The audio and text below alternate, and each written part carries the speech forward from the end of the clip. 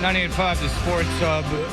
Kendra Middleton is in today. She is in what has been referred to as the rich chair. Hardy does not like it referred to as the rich chair. But that's all going to stop. John's and I's last day is on Tuesday. And then Felger is taking over the morning show for the rest of the year. Because they, I guess, are thinking about moving Felger to mornings. And then us to middays, and then Zolak and Bertrand to afternoons. Perfect. Is an experiment that's been thought about. Is that a real rumor? No, I just made it up. Because I couldn't think of anything clever to say. But you want to hear an article from the Boston Herald. Now, John does not get Yahoo or Google alerts. Do you get a Google alert, Kendra Middleton, when your name comes up? I do not. You two are very healthy. Thank you. I do, but I don't mind articles. They're never bad. It's Barrett Sports Media because you know what Barrett Sports Media. Can you guess what Barrett Sports Media wrote about yesterday about the show? How awesome it was. ESPN ruins funny moments by gesticulating wildly. Barrett Sports Media wrote that.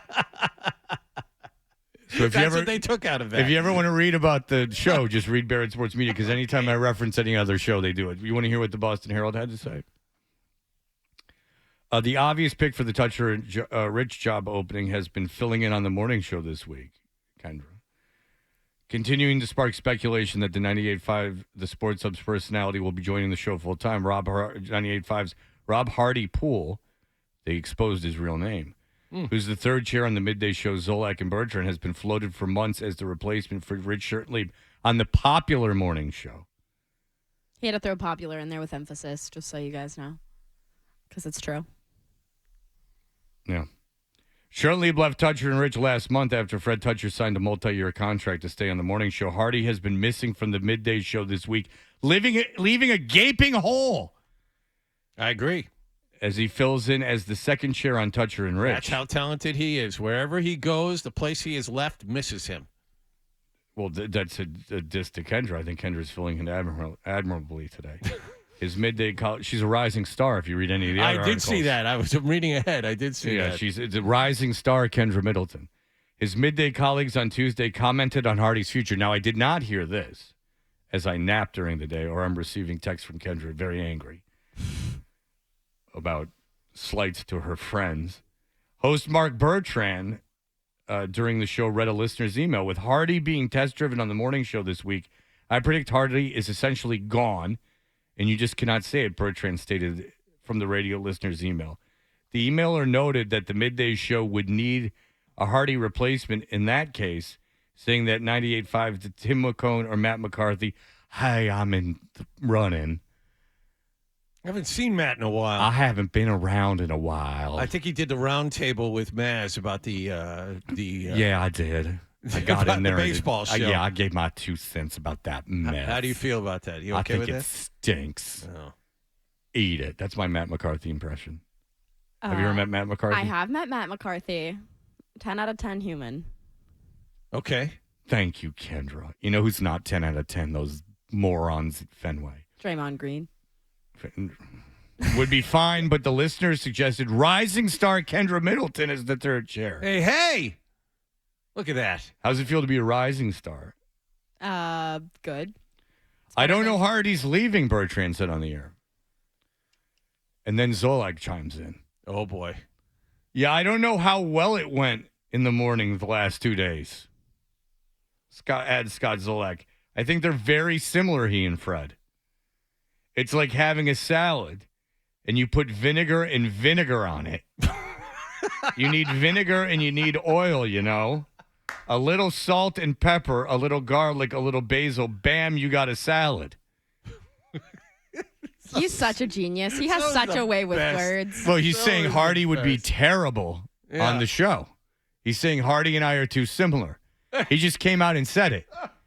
He said Hardy should not be on the morning show. He's too similar to Friend. It would be awful. I want him as a third chair on my show for the rest of his life. That's what I want. Can't you just I pretend? want to limit any other promotion that guy might be up All right, for. Here's my theory on it. If Hardy was to get that job, which is out of my hands, which Kendra, who has been involved in the process, can tell you, have we ever talked about it? Like, it's not my decision. I have not heard a word from anybody. But you did talk. But who'd you talk to about the job? When I interviewed? Yeah. Rick. All right. There you go. There you go. That's our boss. That is proof. Yes. It's not me. When you send me something, I'm not even going to respond to you because I can't. It's. I don't even want to get involved. But say like Hardy got the job, you would assume be an increase in pay, right? He would move up in. Tell me if this sounds insulting. Mornings are generally considered more important than midday shows. Does that sound insulting? Yes.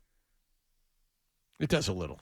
Well, that's not my intention. But it would be a promotion. Can we all agree that it would be a promotion? Yes. To go from a third chair chair to a two. co-host, Yeah. yes. Yeah, but even if he was going to the same position from middays to mornings, that would be a promotion. That's not something that's understood. Who texted you? A buddy of mine just texted me and said, "Stop with all the talking. Give the job to Kendra already." You saw my phone go off. I didn't just make this up. This is what just happened. Well, why would you make it up? Score one for you, Kendra Middleton. Well, it's really a 2-horse race at this point. I mean, we have to be honest. It's Tangway. And, it's Tangway. Yeah, get the broad out of here. Yeah. Get the broad. You know who Gary Tangway is? I have met Gary. Yes. Okay. Oh, how'd Yeah, that you go? have. It's something you never forget. How did that go, the meeting with Gary Tangway? I'm curious. Here's an 8x10. When I was auditioning at the other radio station, WEI, she Yes. auditioned and they passed her over. They did.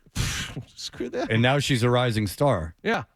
But anyway, Allegedly. it's Gary Tangway. So, but what my point is, wouldn't you have? That was good, John. Thank you. Oh, please, he's stealing mine.